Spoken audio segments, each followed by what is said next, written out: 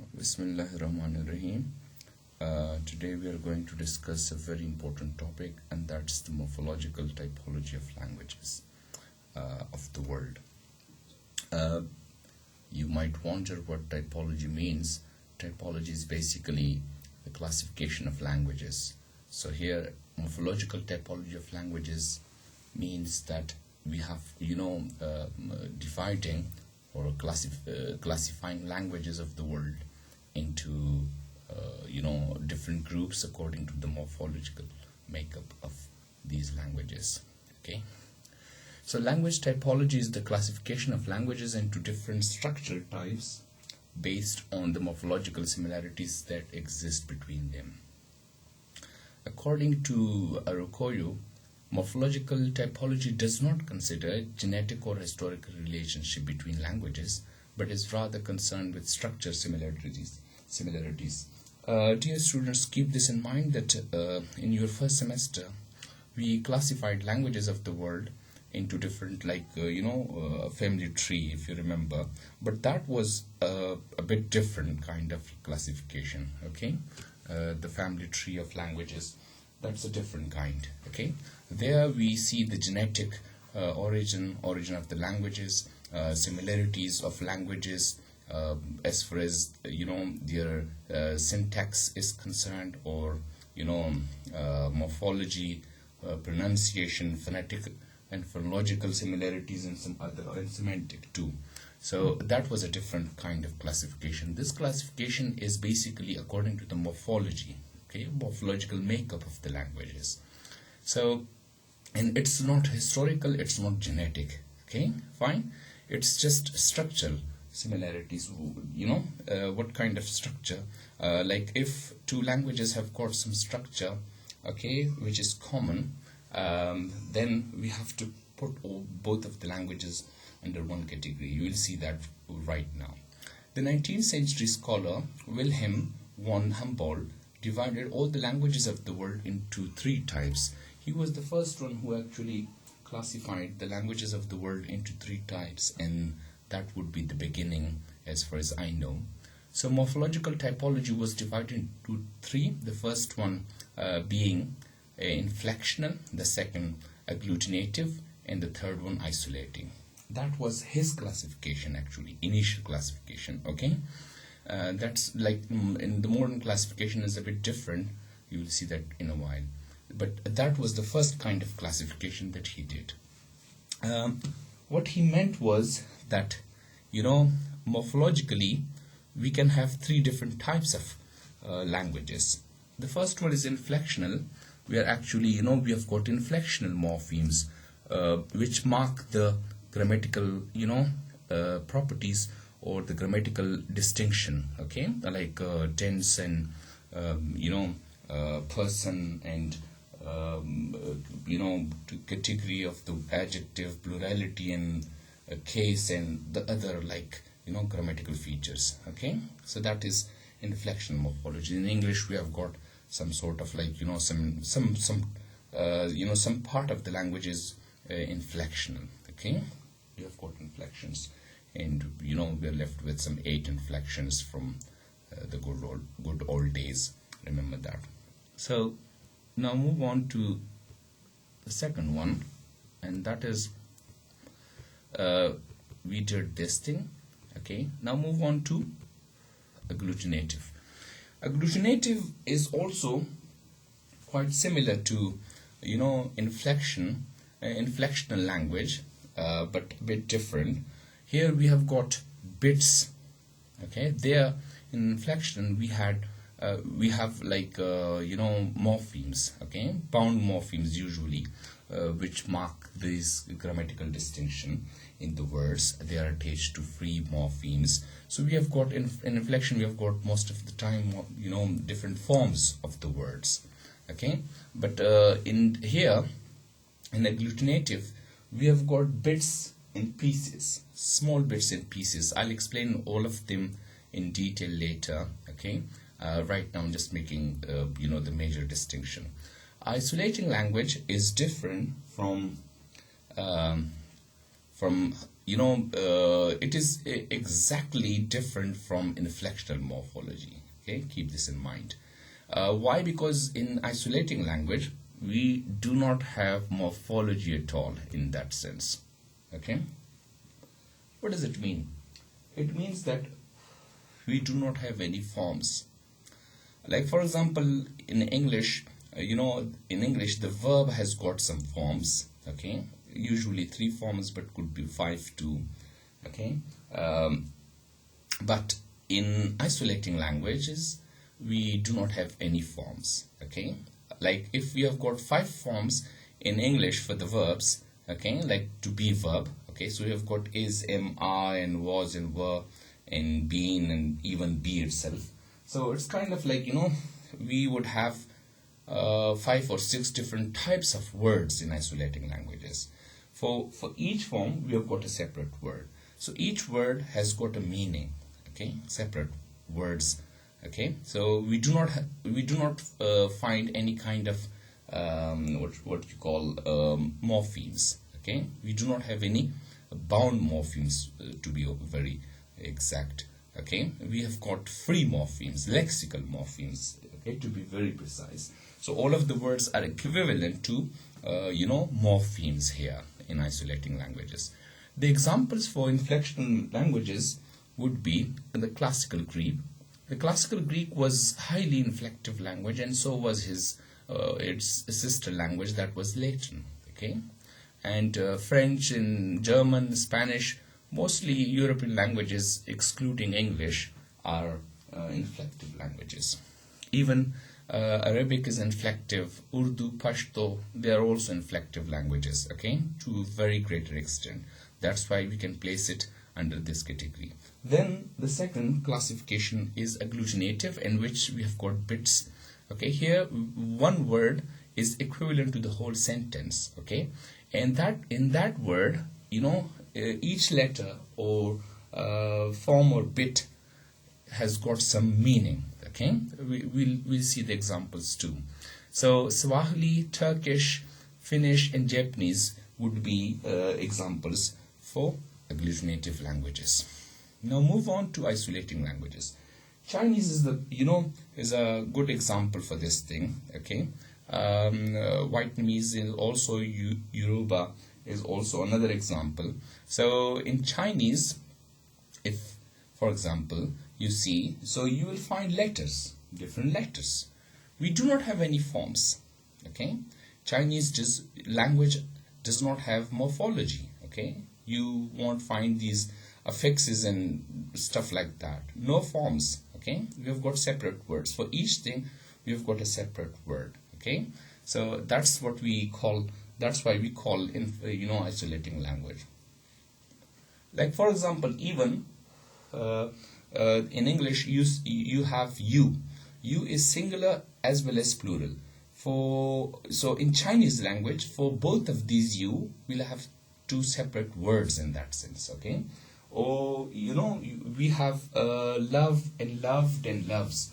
So we have got 3 different forms of the verb in English, but in Chinese we would expect 3 different types of words, entirely different words. Okay, and that's why these features make it in isolating language. This is like this is a classification by Wilhelm, but the modern classification is also based or derived from this classification, but is a little bit different. Okay, fine, move on. The first, we have got 2 types of classification. The first one is to directly put all of the languages under 3 different categories. The first one would be fusional, and the second agglutinative, and the third one analytical. Okay, that's one way to look at, to classify them. Okay, so fusional, you could consider fusional as inflective, and agglutinative as in agglutinative in the previous model, and analytical would be isolating language. Okay, so it's kind of like this one classification, but the best classification is this thing. Okay, right now in modern era, we classify all of the languages into 2 broad distinctive categories. One is synthetic, another is analytic. Okay, Synthetic languages are further divided into agglutinative and fusional languages. Okay, and likewise, analytical has isolating language. Though even some morphologists, they also make a distinction between pure analytical and pure isolating. But we would not go into that much detail. As far as your level is concerned. So that's why I just don't want to indulge in that discussion. Synthetic, first of all, okay, let's see what we have. Synthetic languages are those languages in which words are made up of, multiple morphemes. So we have multiple morphemes here, okay. In other words, are formed through the process of adding affixes to root morphemes. So this is one way to look at it. Like in all of the synthetic languages, being that fusional or agglutinative, we'll have multiple morphemes, free morphemes, bound morphemes. Okay, we'll have affixes. Okay, which are attached to root morphemes. Okay, and these morphemes will tell us something about the grammatical distinction. Okay, grammatical features. Okay, like the number and case and gender and tense and mood, even, and some other grammatical features. Okay, so in this type of languages there is less attention to word order. Keep this in mind. This is a very good feature. This is important point here. In the synthetic languages, we do not give much attention to the word order. Why? Because the grammatical information is encoded in the morphemes themselves. This is the point here. Okay, word order is important is more important in analytical languages. But there is one point also that I should make, that in agglutinative languages, word order is to some extent considered as far as the morphology is concerned or the meaning is concerned. Okay, so the affixes intrinsically indicate grammatical relations in themselves, and that's why word order is of no importance here, not much importance here in synthetic languages. For example, the addition of certain prefixes and suffixes help us to determine the grammatical classification of words into different parts of speech. It also helps us to find out whether verbs are used in the present or past tense, or whether a noun is singular, plural, or whether an adjective is superlative, comparative, something like that. Okay, so these are, that's the singular and plural, that's the number, present and past, that's the tense, and this the degrees. Okay, superlative and comparative, these are degrees. So they are all grammatical information, they are all grammatical features. Okay, so the verbs in synthetic languages are marked for tense, nouns are marked for number, and adjectives are marked for degrees. Okay, so grammatical information is encoded there. Okay, synthetic languages are further divided into inflectional or fusional and agglutinative. First of all, let's try to understand what we mean by inflectional or fusional languages.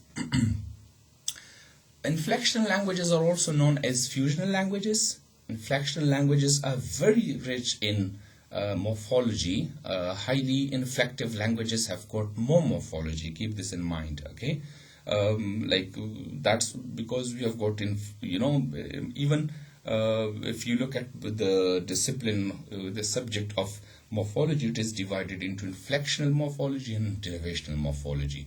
So you see here that be that derivational morphemes or inflectional morphemes, but we have got morphemes which are attached to free lexical morphemes to get different forms of nouns and verbs and adjectives, etc., like that. So because the morphemes in this type of languages have more than one meaning combined or merged into an affix, so these morphemes carry the grammatical information, okay, which I have already discussed. In addition, there is no direct correspondence between the form of the affix and the meaning. Okay, so there is no correspondence between the form of the affix in the meaning. Another feature of fusion language is that it is also difficult to determine or establish or recognize the base of the words. Okay, so mostly this feature and the previous are related to agglutinative languages. According to Arukoyo, a single affix can carry two or more grammatical information, which makes it difficult to segment into individual meaning. So this is very true here. Like for example, the irregular verb see, saw, and seen. So in this saw, we have, it's really difficult to to segment, though we know that saw has got two meanings. One is that of the lexical meaning, to see, okay, that is the verb, and but this, it has got a second meaning, and that's the past tense of see, okay, past tense of to see, this verb. So this information cannot be segmented. We cannot make this word into two, like we cannot segment it, okay, that this part refers to the verb see and that part refers to the information of being past, okay. So it's really difficult there. The term inflectional is used to refer to languages like Latin language or classical Greek, in which the grammatical elements cannot be separated. So it's really difficult. They are encoded, but it's really difficult to ideally, okay, in high inflective languages, it's really difficult to do demarcation of the elements. Like look at these forms in Latin language, okay. We have got a paradigm of this verb love in English, okay. So amo and amas and amat and amamus and amatis and amant. So I love, thou lovest, and he loves, and we love, and you love. So with the change of pronoun, we'll have another form, okay. And you see here that like in amo, so we have got I love, okay. So this here, the information is that of present, that the verb is in the present tense, and this the pronoun is singular and I, okay, fine, that's I, singular. And in amamus, we have got the same present tense, but the issue is that we have got a plural pronoun, okay. Likewise, we have got thou lovest, so for it's the singular of you, and you would be the plural of you, and he would be singular, plus there is also gender is also marked here in this case, and then we have got they love, it's the plural, the number is marked there. So look at Latin language, okay. Let's try to find out how many forms do we have. Syntactic languages are all about forms, okay. Morphologies are all about forms. So Latin language has got 120 forms of the verb, okay. So it's kind of a paradigm of 120 forms of the verb. Wow, it's a big number, okay. Like in English, it could be just 3 to 5, maximum 5 in some of the rare cases, but it's not that much highly inflective. So that's why English has got reduced morphology, okay, whereas Latin has got high morphology, okay. So Latin nouns, that was verb. Now move on to nouns.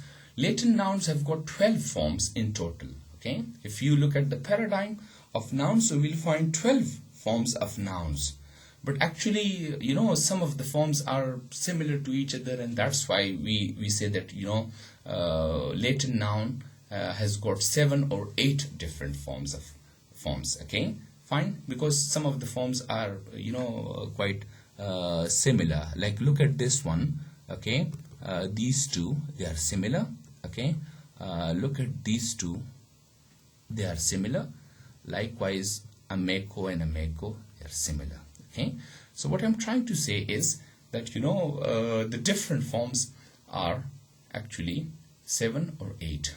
Similarly, after knowing verbs and nouns in Latin language, now move on to the adjectives. Adjectives have got 14 different forms, okay, different forms, but the actual number of forms listed in paradigm is 36, because adjectives can be masculine, feminine, or neuter. If you remember in your first semester, we discussed about gender, okay. gender in, across languages, gender and sex relation. So that was a topic in which we were discussing how gender could be marked. Okay, so some languages have got grammatical gender and others have got natural gender. Okay, so in other words, if you look at Latin language, so Latin has got a grammatical gender. Most of the European languages have got grammatical gender. So Latin has got, grammatical languages, grammatical gender. Okay, and all of those languages derive from Latin language. All of those, Romance languages have also got grammatical gender. So this gender is marked also in adjectives. Okay, the adjectives are marked for gender. Keep this in mind.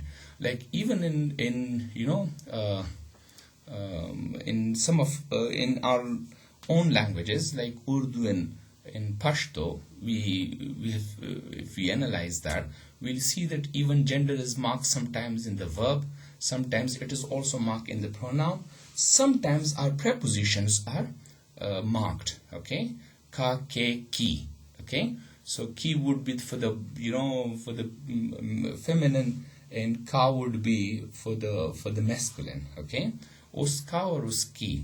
Okay, or unke. So here the plural is, the number is marked here. Okay, so this is this is the case of what?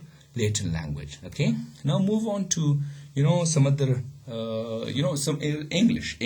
Okay, let's compare English with that, whether English should be placed here or not. French, German, Italian and most other European languages have far more forms than English, and this is very true. We discussed this in your first semester, if you remember, which except with be. In English we have got a verb be that has got 5 forms. Keep this in mind. Okay, like we have got be itself, and then if you move on, this verb is called to be. So we've got is, am, are, was, were and been. 5. Okay, so look at this one. That would be the rare case. Okay, but overall English never has more than 5 different forms of the verb. Usually, English verb has got 3 forms. Okay, like hit, hits and hitting. That's it. Okay, so that would be for the irregular 2. So we have got take, takes, taking, took and taken. So maximum forms would be 5 in English. Okay, whatsoever. Okay, so then move on to another point. English noun has never more than 2. English noun has got 2. Okay, singular and plural. If you with the exception of just a few words, like for example we have got brother, brothers and brethren. Okay, that is one exception there. Okay, like there's a difference between brothers and brethren. Brethren is just like a concept of unity, of brotherhood, and brothers are blood relative, like siblings of the same parent. Okay, like we all Muslims are brethren, so the Christians are also brethren. Okay, so it's kind of like that. So whatever the case may be, we have got 3 forms. Likewise, we have got also a borrowed word, that's index, indexes or indices. So it's also like we have got 3 different forms of the noun. Okay, otherwise we have got 2 usually. Likewise, English adjective has 3 forms, and that's tall, taller and tallest. Okay, so English has got a reduced morphology. It cannot be placed in that category. Okay, being inflective or fusional. Okay, let's move on to discuss another classification, that of synthetic language. Okay, we have discussed what? Inflectional or fusional languages. Okay, that was classification, and that was one of the classifications of synthetic. The second one is agglutinative languages. There are other languages, however, which though they have many forms of the same word, have a morphology that is very different from that of Latin, French or even Arabic. Okay, these languages are a bit different. They have morphology but a very specialized kind of morphology. In these languages, the forms are always made up of clearly identifiable parts, okay, bits, smaller pieces. In other words, morphemes in agglutinative languages can be segmented. In inflective languages, it's really difficult to segment, but here it's quite easier. We can do that. So these are languages in which words are made up of one or more morphemes attached to a root, with each of the morphemes having a definite meaning of its own. In other words, the morphemes that make up words are clearly separable. According to Arroyo, morphemes that can stand as a sentence are transformed into words in agglutinative languages. This is very important here. Okay. In agglutinative languages, we have got, it seems to be that we have got just a single word, but if you properly analyze it, this word is equivalent to the whole sentence in inflectional or even isolating languages. Okay, let's see. Let's analyze an example. We have taken an example from Swahili language. That's the most suitable example for agglutinative language. Look at this one, alikuana. Okay, he saw you. That would be kind of translation in English. Okay, now let's try to analyze. We saw that we have got bits. So in alikuana, a stands for he, the pronoun. Okay, so if you if you replace a by ni, okay, nilikuana, instead of saying alikuana, if you say nilikuana, so he saw you, so it means I saw you. Okay, because ni would be I here. Look at this example here. Okay, this one here, this one, nilikuana. Okay, or here we have got a, so a is there, he, a is here, so that's not a difference. A means he. So li would be past tense, li. Okay, and look at here, li, so it's past tense, saw. Okay, but for the future we have got what? Ta. You see, tak.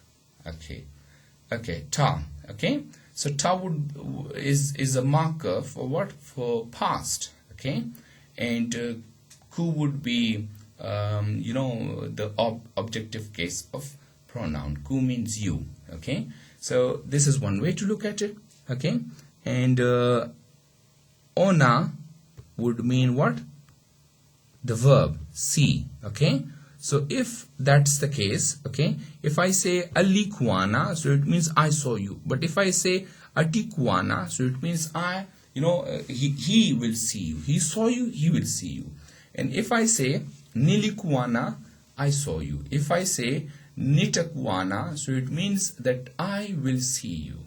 Okay, so these are examples. So in agglutinative languages, look at this one. It seems to be just a single word. Okay, but it is equivalent to a complete sentence in English here. Okay, look at this one. So this in agglutinative languages, we have bits and pieces. Okay, like parts, different parts, and each part or component carries meaning there. Okay, fine. Like ni for I, okay, or me, ta for future, and like that ona would be the verb. Okay, ku would be you, and li is for the past. Okay, so all we have to do is to put the correct elements together in the right order. Okay, that's very important here. Previously I told you that in agglutinative languages order is a bit important. Okay, as compared to fusional or inflective languages. Okay, so you have to put these elements into the right order, and you will achieve the desired sentence there. There is very little point in writing out paradigms for Swahili verbs. All we need to do is to list the various elements that make up the word. Keep this in mind that a paradigm, making a paradigm, a list of different forms, is a characteristic feature of inflective or fusional languages. We do not, make paradigms in agglutinative languages, or even not in analytical or isolating languages. Okay, fine. Yes, move on. Now the third and the last type would be analytical or isolating languages. There is one-to-one relationship between words and morphemes. Keep this in mind. I've already, shed light on that. In isolating languages, we have got, words which are equivalent to morphemes. So there are no morphemes at all in that sense. Okay, why? Because we have got distinctive words, distinctive morphemes. Okay, we do not have forms. To be simple, the isolating language does not have morphemes such as bound morphemes like affixes and prefixes and suffixes like and free morphemes. We do not have morphemes. Okay, and if we have got morphemes, that are free lexical morphemes. Okay, keep this in mind. So there is no distinctive or free lexical or free grammatical morphemes, but they are free morphemes. Okay, without any affixes. We do not have any affixes in isolating languages. Keep this in mind. There is no distinction between morphemes and words. All they have are words. Okay, we have got separate words. For each word we have got a separate word. For each form, there is a separate word. Okay, though that's a hell of a task. Chinese language is a very a good example for that. Okay, but the issue is that in Chinese language it's really difficult. Like, why? Because you have to memorize all of the words. Okay, it means that its lexicon is very extensive. Why? Because we do not have any forms. Like in English we have got just one form. Okay, and love, and it different forms are derived from this one. Okay, but actually in Chinese language, no. Okay, we have got separate words for that. Okay, love and loves and loved and loving. So you have got separate words for them. So it's a memory load on the speaker or learner specifically. Okay, you have to memorize each word. Okay, for each concept. Okay, if the number of the pronoun is changed, so you will use another separate word. If the tense is changed, okay, you want to talk about past, okay, so you will use another separate word for that. For future, a separate word. For present, a separate word. Okay, so in other words, okay, let me just read that. These are languages in which words are made up of free morphemes. Okay, no, there is no distinction between morphemes and words. All they have are words. They have one meaning to each word. This line is very important. Okay, just keep this in mind. That is the crux. They have one meaning attached to each word. Okay, they have one meaning to each word. Okay, so these are languages in which words are made up of free morphemes with little or no affixes. Okay, good. Sometimes they could be affixed, but almost negligible. They are described as languages with reduced morphology. This point is also very important. Okay, they have got reduced or no morphology at all. Okay, because words are mostly lexical in nature and are therefore content words without any bound morphemes, either inflectional or derivational. So we just couldn't find any inflectional or derivational morpheme in isolating or analytical languages. This is what you have to remember. Okay. In other words, the words in these languages are monomorphemic. Now, this is a technical term, and what does it mean? Mono means one, and morpheme means morpheme. So we have got one morpheme there, monomorphemic. Okay, we do not have many morphemes. Okay, like in inflectional languages, we could have many morphemes. Okay, so each morpheme we can have one free morpheme, and before that, even we could have a prefix which is also a morpheme. Okay, we could also have a suffix which is also a morpheme. We could have two suffixes, but both of them could be morphemes. So we have got 3, 2, 4, 5 morphemes. Okay, so in inflectional languages, but in isolating languages that's not the case. We have got single morpheme. Okay, that's why in isolating languages words are equivalent to morphemes. Okay, this is what you have to remember. In these type of languages, syntactic features such as tense, number, person and case are expressed through the sequence in which the words are ordered.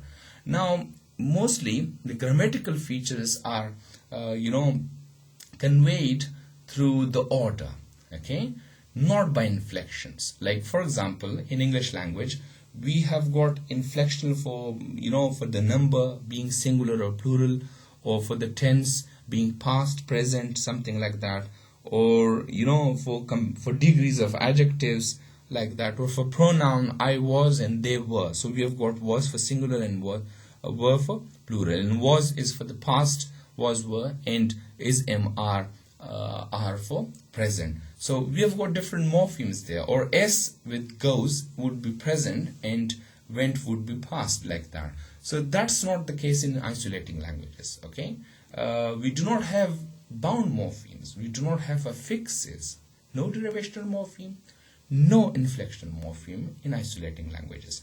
That's why only the order, the syntactic order, the order in which these words are put together, that's very important here. Okay, if you alter or change the order, so you are changing the grammatical features or grammatical information about them, about the sentence. Okay, so syntactic features such as tense, number, person, case are expressed through the sequence, the order in which the words are ordered, and not by inflections, as it is the case with fusional languages. So in fusional languages we have got inflections, okay, to mark the grammatical distinction, okay, grammatical information.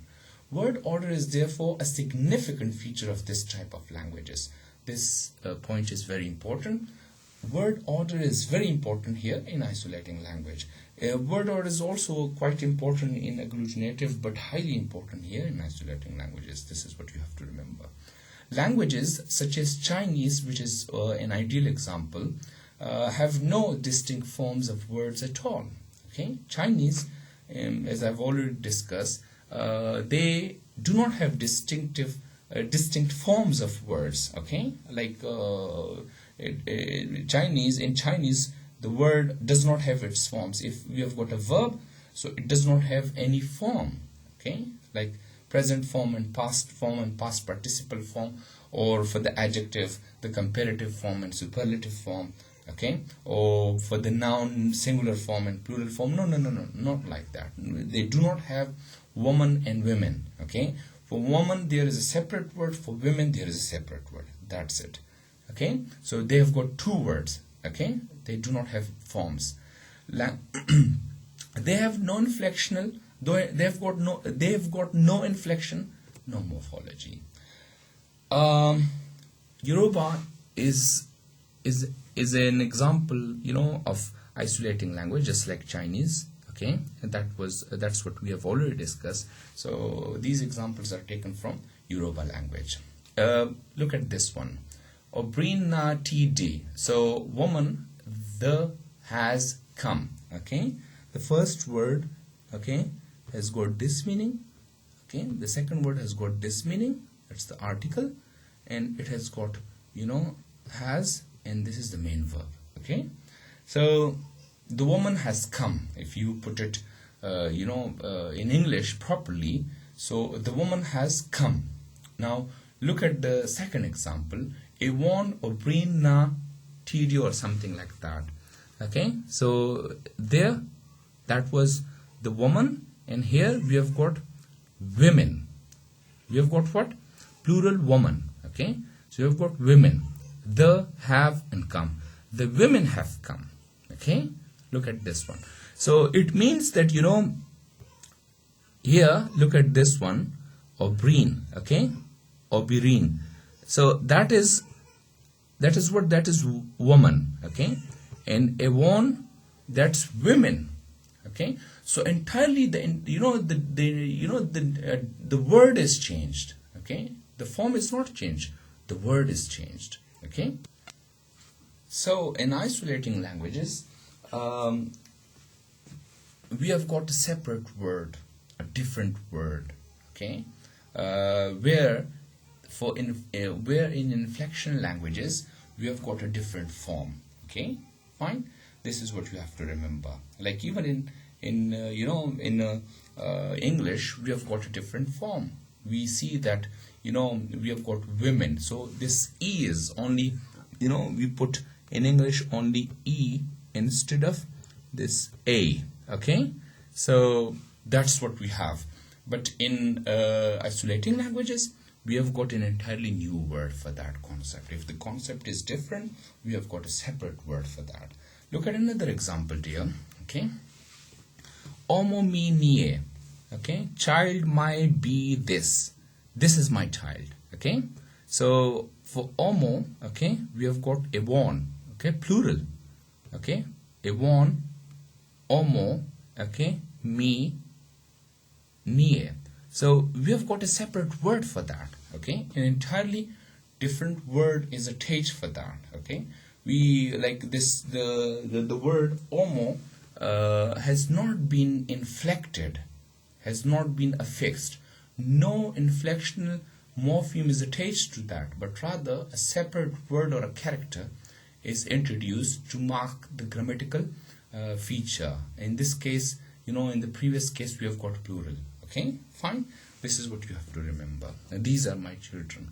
In these examples, we can see that the forms of these of the words do not change, and that grammatical information is encoded through separate words, free morphemes. Okay, fine. That was the typology of languages.